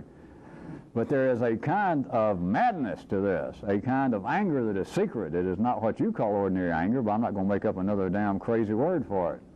It is the proper fire. It is what I mean. I'm going to use it too many times and lose its appeal to you people, but it's the fuck all that. If you're the walking wounded, you're wasting your time. You know, you shouldn't even waste your time fooling around with some nut like me, because you might be able to write a good novel. You might be able to become famous. You might be able to write poetry to make other people cry and contribute money to causes. There is no such thing as the walking wounded in a revolution. A real revolution, as a matter of fact, if you can follow it fast enough to jump back and forth from internally apparently to externally apparently, a real revolution doesn't carry along the wounded anyway. You get wounded, they say fuck you. Of course, a real revolution doesn't say fuck you. They don't tell you they're leaving you, they don't tell you they'll be back, they don't lie to you, they just leave you. Of course, once you get past and believe I'm talking about somebody out in the woods and the bushes in Colombia or Africa, in here, you got the wounded in you, leave the motherfuckers. But that flies against what seems to be any kind of spiritual or philosophical quest. Is that those parts of you that are wounded or what? That's the kind of things that even the Michelangelos and all the people from religions got all these pictures of mothers holding their sons who have been crucified and they're bleeding. People that have been, their throats cut, thrown to the lions. And internally, it seems as though that's the good part of people in the city. There's some part of me wants to cradle the other part of me that's wounded and go, "Aw, aw." You're in the wrong place. The only wounds that count are below gut level. And if you're wounded, either patch yourself up, see if somebody next to you can patch yourself up. If they can't, look in the phone book under P's, under physicians, and go to them and say, "Would you patch me up? Can you stop this bleeding? Can you put this bone back in place? Is there something you can do?" Other than that, there is no wound. The ultimate wound, of course, is death. It's what all the make-believe warriors are afraid of.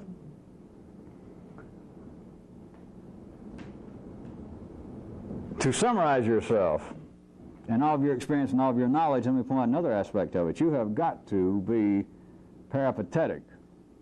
You have got to do that what you're doing while moving. You can't be still and do it. If you're not doing it while you're moving, you're dealing with nouns again. You're trying to catch butterflies and to hold them in your hands until they die and say, "How beautiful." But again, from every known view, from everything that life tells people in the city, anything of an extraordinary nature, a secret, mystical, whatever terms, I don't know what terms you people like, New Age stuff, all of that has to do with things being still, which is just another way to express everything must be labeled, everything must be nounded. It must be hounded until it's nounded, until it's dead, until it's still. It doesn't make any sense. You can't deal with it. If you're going to become part of some kind of organization, or if there's some kind of parallel or secret truth known, where is it? And I'll join up. You immediately assume there's something to join up. Where did I sign my name? What are we calling ourselves? What are we? What is this? What's the name of this? What's the name of the truth? You have got to be peripatetic. It's one reason I have liked for the last year or so my conjured up description of this as a revolution. Because a real revolution, living out in the city, living away from the bushes, a real revolution has got to stay on the move. To go back to apparently there isn't out there and that all this fits out there, there's no reason it fits in here. You do understand the revolution would be a dumb revolution. I mean, it'd be a farcical revolution. If it was a revolution that hollered, we're a revolution, and you said, you'll never find us, we're hiding out here in the bushes. But every day the announcements, the broadsides, the handbills, the shots, the hand grenades all came from the same place. Now even in the city, even an exceptionally dumb city, which would have to be where you came from to start with, but even they would finally figure out, well, hey, they're over there, let's go get them. But internally, where do you look?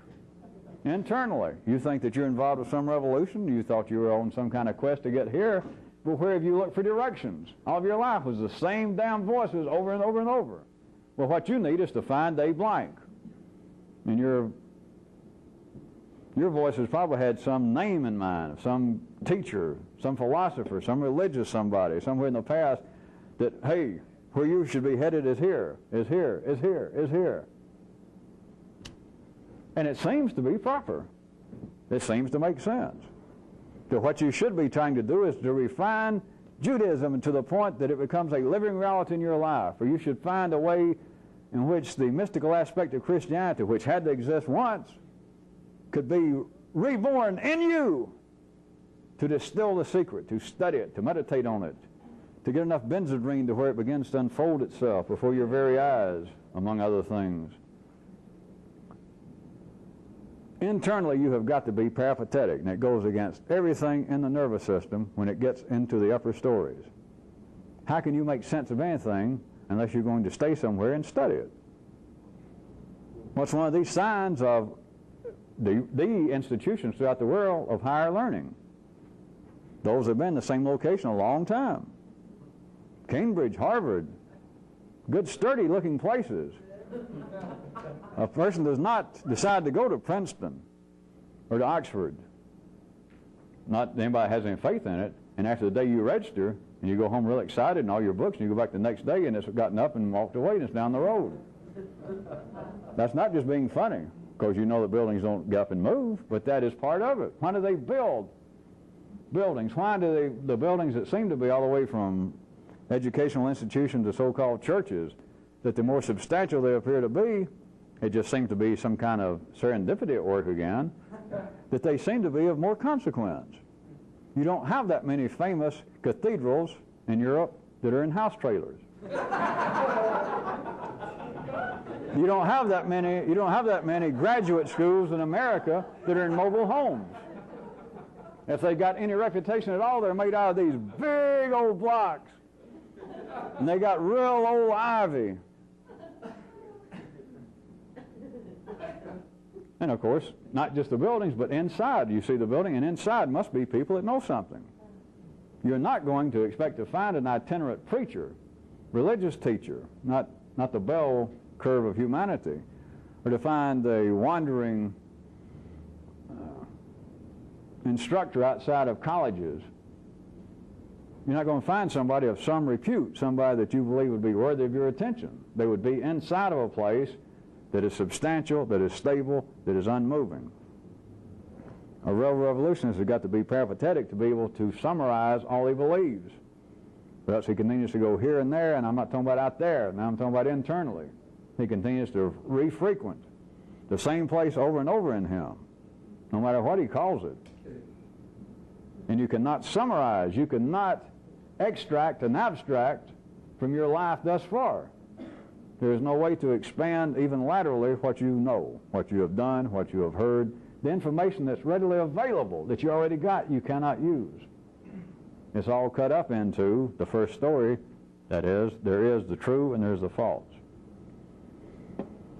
I guess I should save this for the wrap-up, but some of you may forget. I said the ultimate story. I gave you a choice of two. I was going to save this for the wrap-up. As I said, I'm afraid that I might have to retrain you and remind you of everything I just said. My little conclusion tonight, I was going to play like that I just suddenly thought just before the end of the tape, and I was going to say, oh, by the way, when I was pointing out earlier, if you remember, and I was saying that perhaps one of the two examples I gave would be the ultimate first story of life. You remember the ones I did that there is an out there, and I said, or the story that there is the true and the false.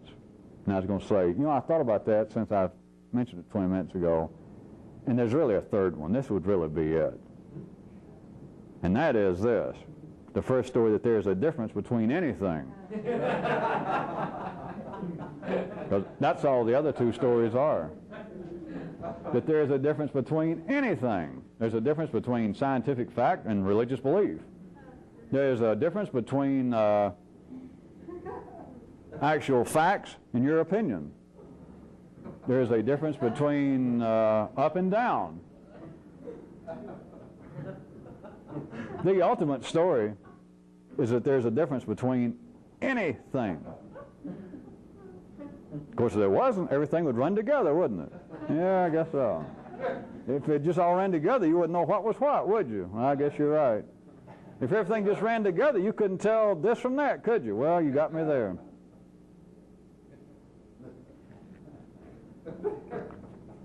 If everything ran together, how in the world would you properly diagram a sentence? How would you ever be able to spot the subject?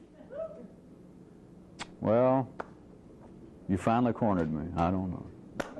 See, I should have saved it till last, right at the end of the tape, so I could have weaseled my way out of that, shouldn't I?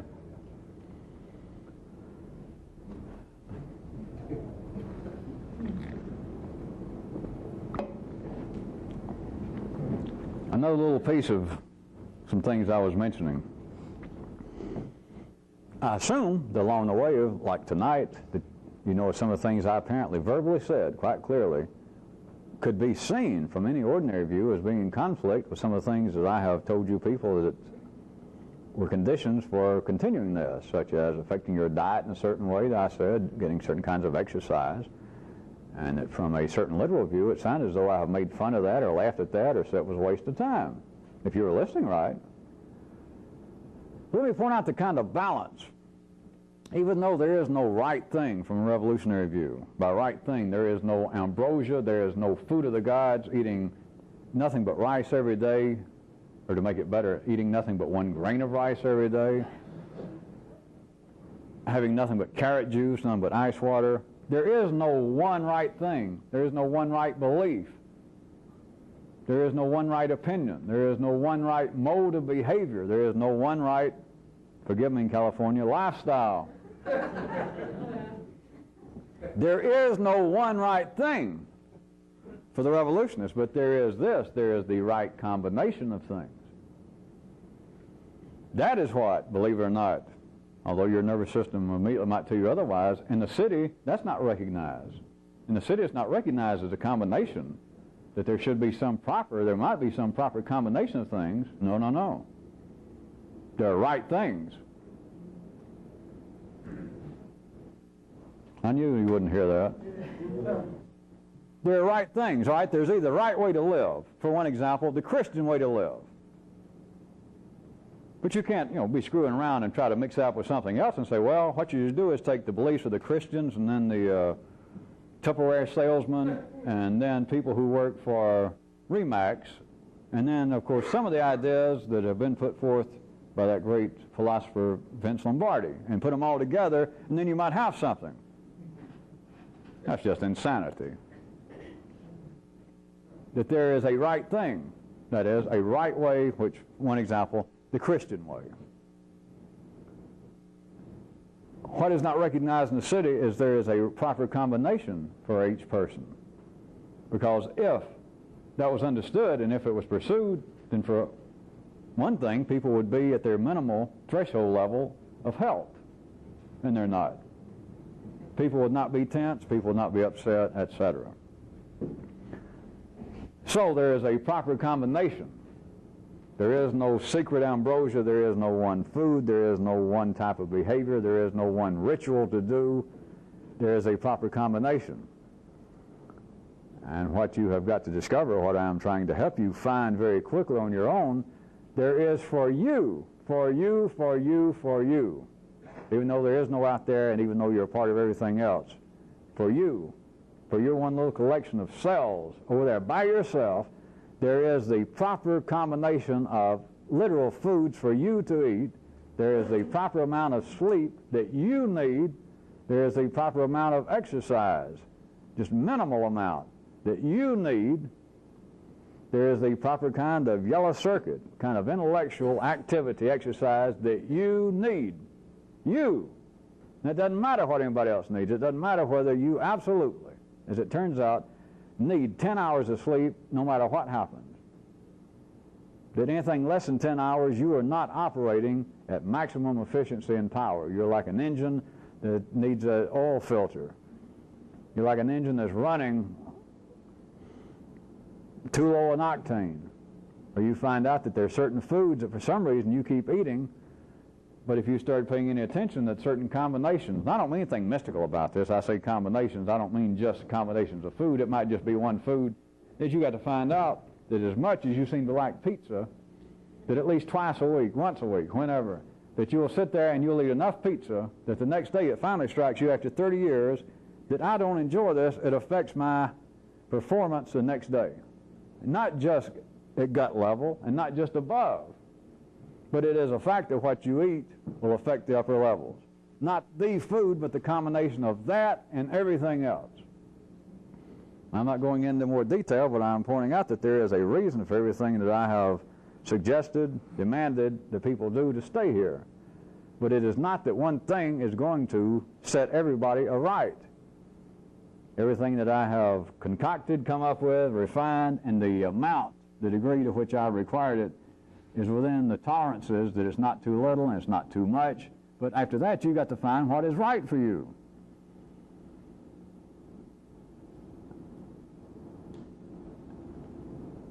You can only find what's right for you, I repeat again, while you're being peripatetic. You can only do it while moving about. You cannot do anything extraordinary while being still. If you're being still, you're not doing it. If you're being still, you're running the same old race. If you're being still, you're going through the same processes that you've always gone over and over again, and now they are nouns to you. You're tickling that which can no longer laugh. You're kicking that which will no longer holler. You're attempting to strangle that which will no longer go, eh.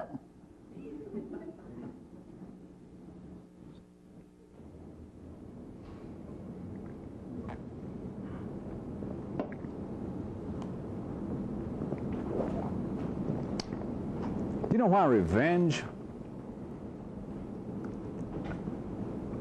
is condemned in every religion and by every group and individual of right-thinking, decent, human people throughout the world at all times? You know why? I don't know why I thought of this. You know why it's condemned? It's because ordinary people don't know how to do it right. And life does not like inefficiency. I have no idea what that was related to. God knows why I even brought that up.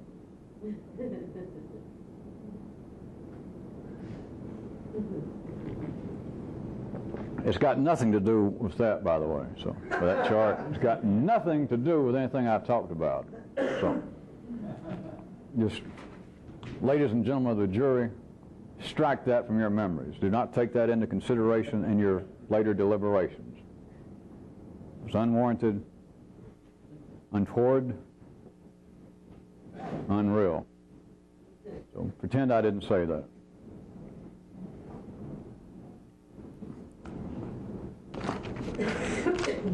I want to hit 2 or 3 of these questions that I brought out from the last few weeks from you newer people.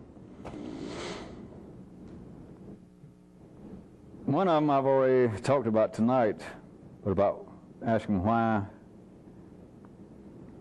what I say is your imbalance, why it is necessary. why the imbalance in humans are necessary for one to change.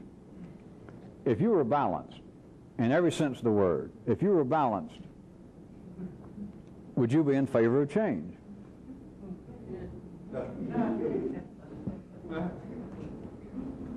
Now balance, I mean, if all of your apparent flaws to you, if you were put in balance, if your engine, your front end, your alignment, if everything was tuned up and you were in balance, that you were what you would call off the showroom floor and ready to roll, would you be in favor of change? You can take that rhetorically for a couple of seconds. Now I ask you non-rhetorically, and the answer is no. When revolutionists apparently out there get in power, what's the first thing they want to stamp out, that they will stamp out? Any possible form of counter-revolution, because it is counterproductive, they say. Of course, what they're saying is, I won. You're not going to do to me what I did to them. If you were in balance, nobody would be in favor of change. No one would put up with living. There would be an absolute attempted revolt. I'm playing with reality because there's no way in which that I could describe to you that you could hear it, that you could attempt an actual revolt against life. Now, there's no way that I could describe that you could hear a kind of descriptive rebellion against life itself. But that's what you would be faced with. That's what life would be confronted with. No one would attempt to change. No one would put up with change. No one would put up with life being a verb while being called a noun, were they not already embedded with the sense that they're out of balance.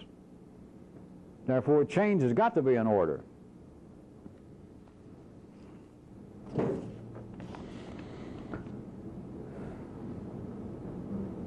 There's been 2 or 3 or 4 or a dozen questions about, if I am simply my thoughts or my yellow circuit activities, you call it, what is it that might get above the line? You remember the line of consciousness drawn through my ordinary nervous system diagram. Everybody remembers that, don't you? Then what kind of I would it be? All right, here's another great example, a place for me to point out to you. It would not be a matter that there is an I of a noun that in some way is now activated in a different part of the nervous system. It is a verbalization of a continuing process. And it is not, the way the person was trying to ask the question, it is not that there is some regular, known, identifiable form of I that is now at some level in you and that then miraculously will jump above the line. That is the belief in Arcadia, paradise, instant awakening. That is the belief that I as I am, piecemeal, I as I am, will suddenly be better than I am. That through some stroke of fate, through some leniency of the gods, or through some trick, through some drug, that something will happen and I'll jump. I'll be a new person. That is, the I that I am now, the parts of me that I like, of course the parts of me I like are the parts of me that I'm sure the gods like. But I'll have these new powers, I'll have these new abilities, but I'll still have on the same old dirty underwear. And I'll still be of course not from my view, but I'll still be the same old rat ass that I was in general. Except now I'll have the power that anybody that points it out to me, I'll zap them. I'll make them feel bad. I'll make them see that I'm superior. Yeah, I may be a dunderhead, but I'm better than you are. I know a secret. It is not that a noun of some I suddenly appears or suddenly jumps above the line. It is a process. It is a verbalization. And what you call I now is what I'm trying my best to suggest to you and soften you up to see that the I that you are now is irrelevant. It's always going to be aliveness necessary. You were all born in that spot. But as far as what you think you're after, everything that I knows, everything,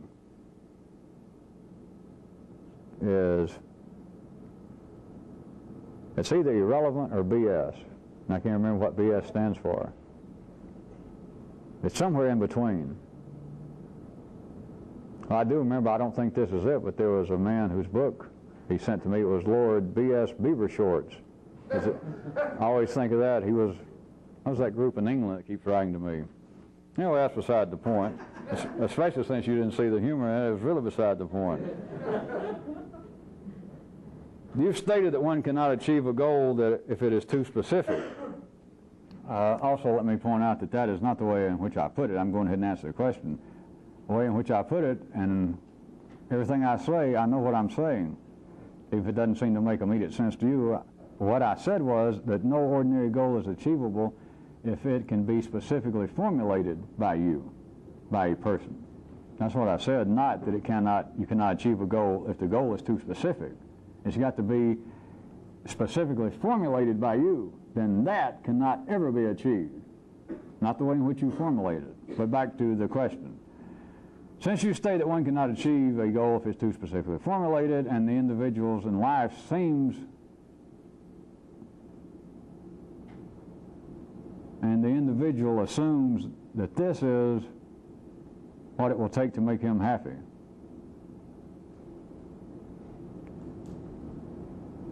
I guess the question was supposed to be, how can this be? We'll assume that's what the question was. Well, he had another part. The person had another part. Could you also mention how this relates to those individuals who achieve their dreams apparently in life only to find out they're still unsatisfied? Well, that part answered, in one sense, the first part.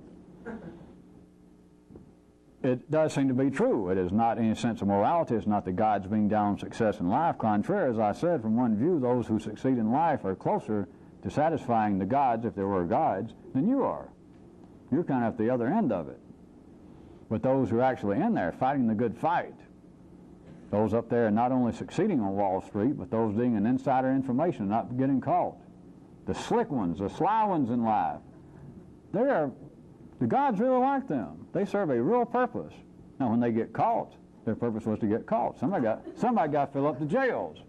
But all those who didn't get caught, they're successes. The real successes, if they don't get caught, you don't know how successful they were. But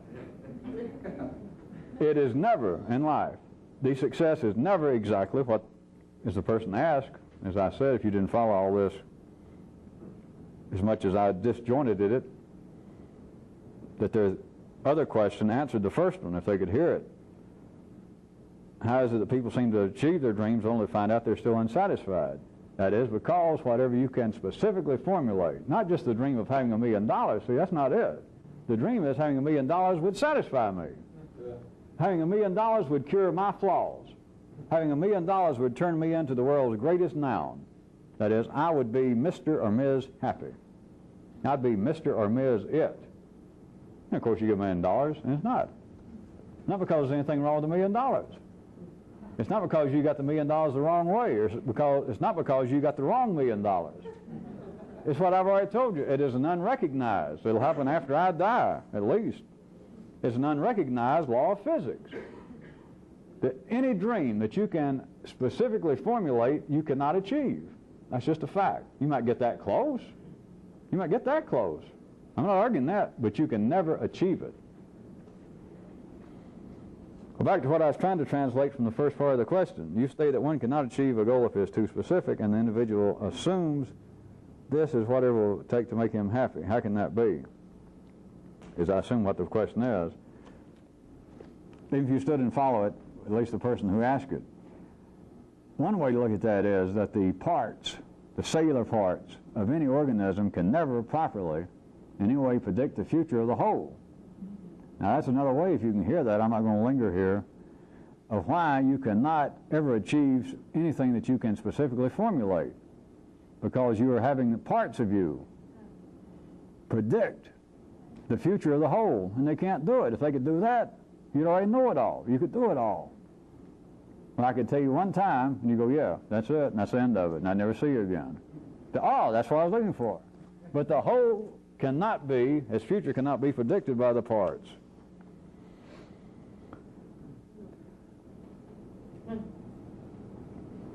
Now here's one, somebody asked, and they took one of the examples of the kind of excursions, and the particular one they used was staring. I told you the real revolutionists shouldn't stare. A lot of you seem to have found favor with that. A lot of you played with that for a while and found that that in some way seemed to be beneficial for 2 or 3 minutes.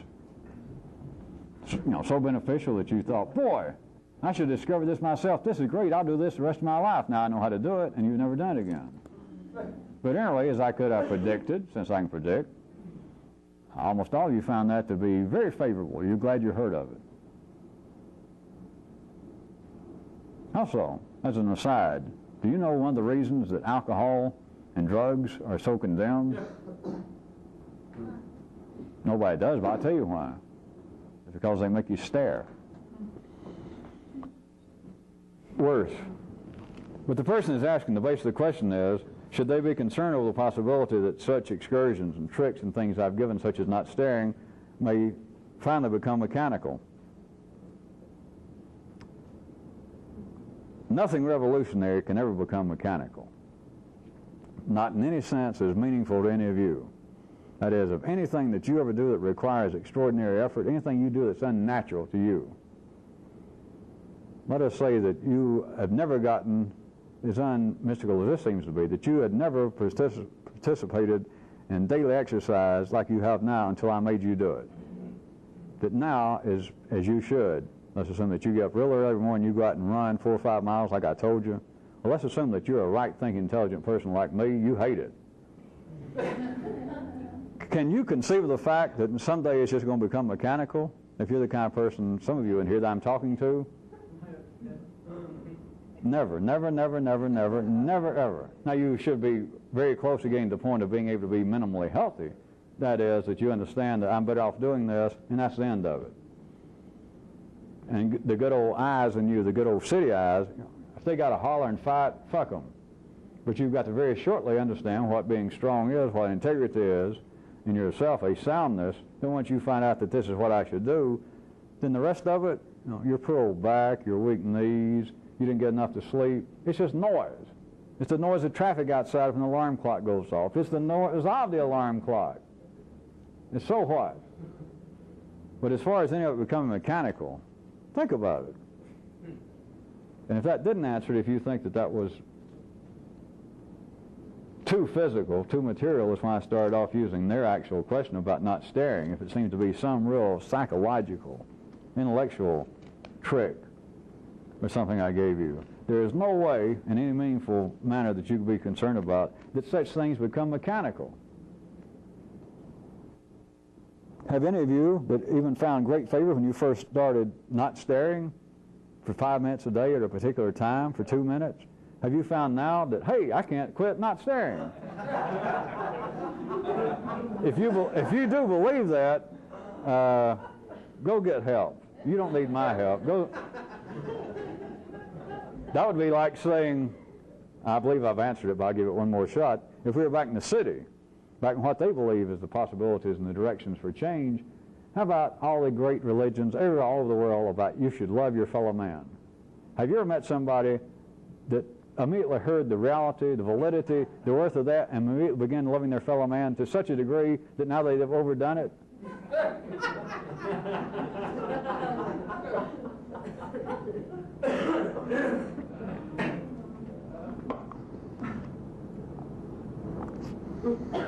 I had another one I didn't bring of one of you people that you described a certain thing that was, I think you even put the word problem in quotation marks because I'd been using it that way 2 or 3 weeks ago, if you recall. But somebody said, I have a certain problem in my life, and they gave me a description. I obviously decided not to respond here publicly to what they described the problem, but they described it very succinctly. And then, if you can follow this, it's as though they looked back at it and the kind of things I'd been saying, and they said, does my problem make any sense? Like, should I even bother to write you about this? But their exact words was, does my problem make any sense? Let me ask you, does any problem make any sense? But in the city they got to, right? In other words, no matter how I've acted thus far, which is I've just been holding back, playing with you people, but this has got to be, in some form, a process of problem solving. I mean, it's got to be, right? You're living still, not just, I don't take any responsibility, but you are living in a fool's paradise. You might as well be back in the city. This is just a passing hobby, and the faster you get over it, the better. TV is where you belong, or with some group of people that are serious. People that are working on themselves and helping each other. Because this ain't it. I mean, you're as far afield, you might as well be in JJ's barbecue joint after hours. To say, does my problem make sense? And of course, as always, I'm not attacking the person who asked the question. It just was a beautiful setup. Just the words in that sequence themselves. Does my problem make any sense? Not does any problem make any sense? Not just for me standing for being smart and spitting on the floor. You've had 20 or 30 or 40 years. Does any problem you got, I don't care what it is, problems with your parents, sexual problems, emotional problems, depression, does any problem you've got, does any problem you've ever felt or experienced make any sense? Does it? Well, it does if life is divided up into two camps. If there is good and evil, if there is true and falsity, if there is a proper way to treat people and an improper way, then I've actually been mistreated, or I wouldn't be like this. There is a proper way for life to behave, because if there were not, and it wasn't acting that way, I wouldn't be depressed, I wouldn't be upset, I wouldn't be mad about being alive, I wouldn't be mad at other people. So yeah, there are problems that make sense.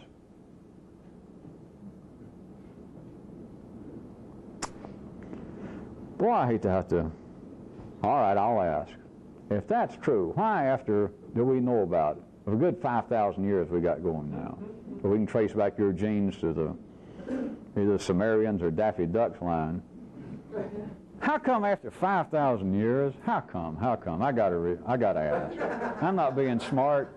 I'm asking in a very humble, a very straightforward, pristine manner. How come there hasn't been even the teensiest bit of progress made on these so-called problems? Not the teensiest bit. Been no change whatsoever. And I watch it, they've changed the name of some of it. But now, I thought you people were too smart for that. I mean, when somebody runs into your car and knocks the fender off, and they say, hey, you've grown a new violet. And you don't recognize, well, they've trashed my car.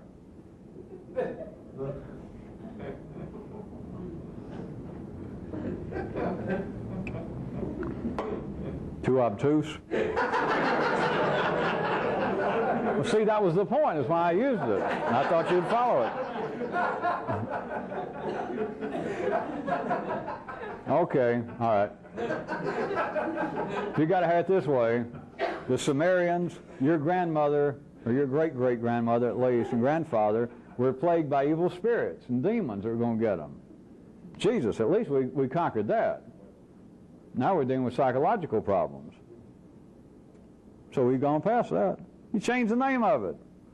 Life's done it to you again. There has been no change.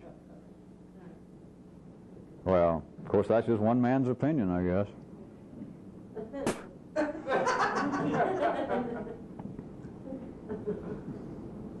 Does any problem make any sense? To end up this evening, I want to refer back to something that I just threw out meeting before last. I said that no one in here, especially men, and I said especially men for a reason, but women are as chained to this, they are as victimized by this from the revolutionary view as men, just in a different way. And I wasn't going to try to explain it for women or from a woman's view, since I am not a woman, although I understand I could explain enough that you women would know what I was talking about. But I said that none of you understand the deep, below gut, irreversible, inalterable difference between the sexes. And regardless of the so-called feminine revolution, regardless of the fact that it is a fairly new occurrence of women even being actively involved with such as this. As you see, half the people I'm dealing with are women. It is a new phenomenon. It's been a gradual thing, but that does not change the fact that there is a difference between men and women that none of you even suspect. After I said that and gave you a week or so, I want to point out something else. For people involved with this, especially people involved, men and women together, mates together in here, or those of you that got mates outside of this and that you're trying to hold it together. But at any rate, you understand, I'm really speaking to people involved with such as this. Having stated just an absolute fact of which all of you are if not totally oblivious, you do not understand it. That is the deep, grave difference between men and women, especially sexually, is what I threw in. But don't let that misguide you. Don't just get in that one area and stop. There is a grave, deep difference in men and women. Having pointed that out to you, I want to tell you that you people should treat each other. You should treat your partner as though they are almost a stranger to this sexual difference. That you know that you have information that they do not have and that you cannot convey to them because it is a fact. And then you've got to treat them on that basis. You've got to treat them as though they are at a sincere, inalterable disadvantage. At least you can't change it. And you have got to treat them that way.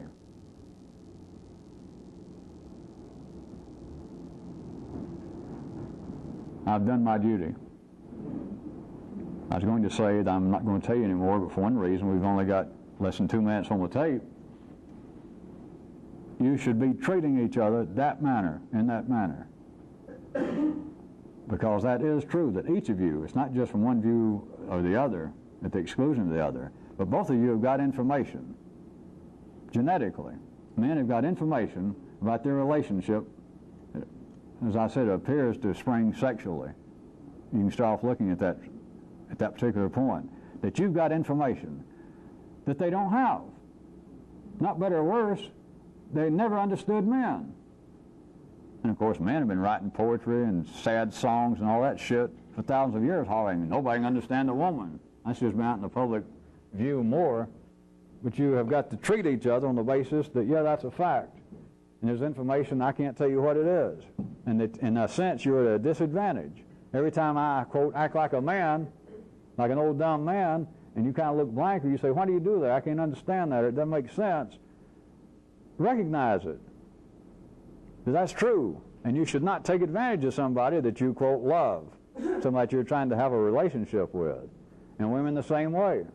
That of course, you could look at it right quick. We're really running out of time. Is I don't know why I do this either, which is the truth right now with you. And so you can't tell them, but in a sense, they feel like there is a disadvantage, that men and women look at each other as though they're almost, when it comes to these kind of stressful situations, that almost you're of a different species. That I'm having sex, you know, we're engaged in an interspecies relationship, that you're just, I don't understand you. Men's feeling is, I understand men, we can have harsh words, or guys are getting a fight, or some of the guys, my best friends, we'll push each other around or insult each other, but goddamn, you start talking to me this way, a woman, I don't know what the hell is going on. I can't understand what's going on. You should operate with each other on that basis, that you are at a continuing disadvantage vis-a-vis me.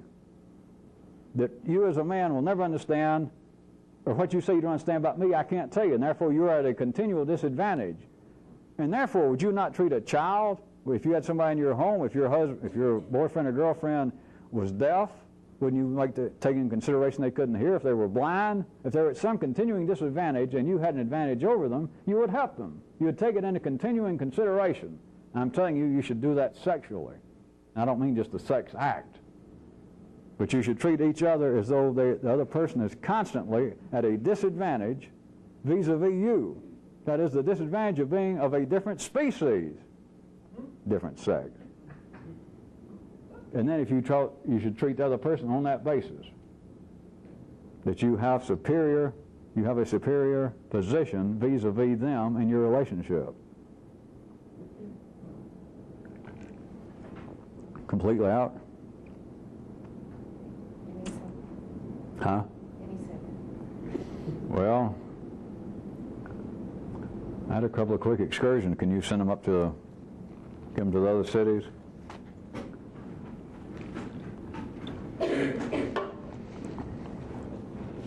The excursions. You want to do it in the public too? Yeah.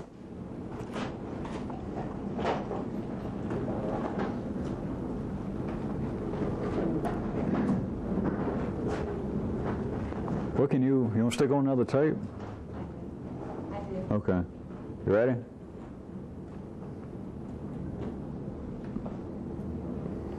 Excursions.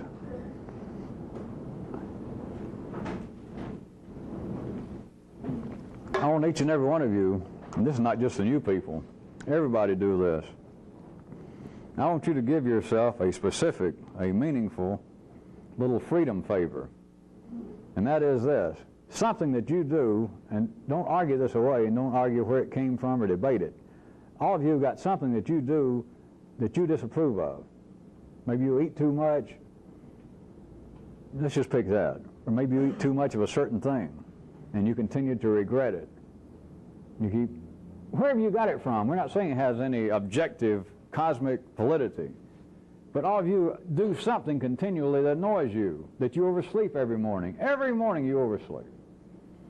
Here's what I want you to give yourself as a gift. The favor is whatever it is that bugs you. I want you to absolutely, starting immediately, to stop it. That's the favor. And I want you to post it in big old letters in your upper circuit bulletin board. Or those of you that can do this, after the excursion before, you remember putting up the written notices and then scoffing at them? At those of you that are getting good and sly now, is take this, such as, I will not eat any ice cream except on Sunday, let's say. That once a week. So everybody, I'll give you once a week. Remember, I only said that you got to do your exercises 6 days a week.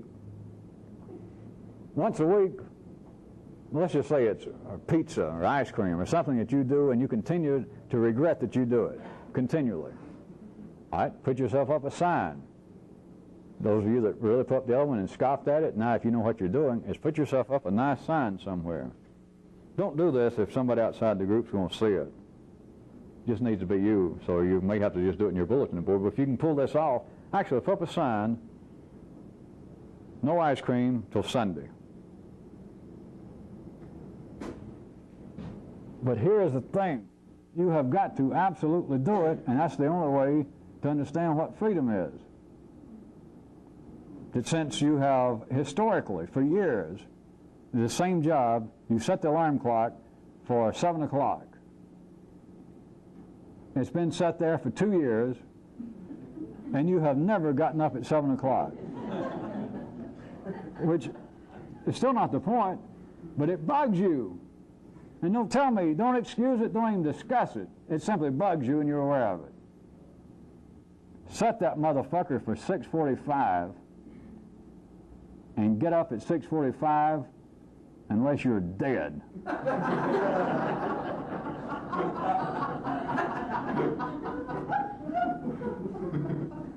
Well, that's certainly, obviously good for a laugh here and there. But until you can do such things as that and feel the unnatural validity